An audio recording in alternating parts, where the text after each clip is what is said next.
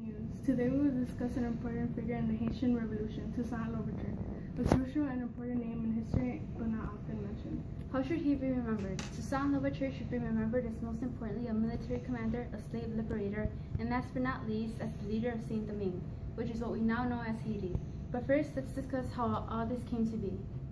In 1697, the French took over half of the Caribbean island and named it Saint Domingue. In the early 1740s, Toussaint was born a slave, but he later became free. In 1789, the French Revolution was taking place and slavery wouldn't end in Saint Domingue, and Toussaint secretly supported the slaves to fight for their freedom. In 1793, he had become a military commander of a small army of slaves who later then fought against the French to abolish slavery in 1794. Toussaint eventually became leader of Saint Domingue. Meanwhile, a man called Napoleon took over France, wanting to re-establish slavery. Once again, Toussaint went at war with the French, but was captured and died before he was able to see Saint Domingue become free. We believe that Toussaint should be remembered the most for his military skills. His military skills led him to conquer everything that he accomplished. He joined the revolution as a doctor and commanded a small detachment of slaves, as stated in Document A. This shows the beginning of his role as a military commander. Next, he gained reputation for running an orderly and for training his men with both guerrilla tactics and shoulder-to-shoulder style of war. This shows how he took action as a military commander and prepared the men for war. All he did was prepare them to take over and attack other countries. Then in 1796, he organized an army against the British and defeated them in 1798.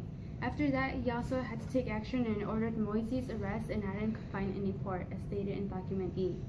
He also raised the reputation of the army and drove the English and Spanish from Ireland, Document F.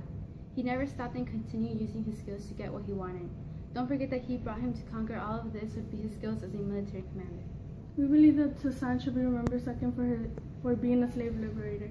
He supported that slavery should be abolished. In 1797, Toussaint wrote a letter to the French Directory, Document B.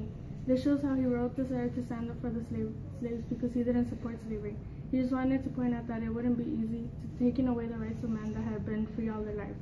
Later, then, he became the leader of Saint Domingue. He wrote, "There cannot exist man in this territory, and that all men born live and die free."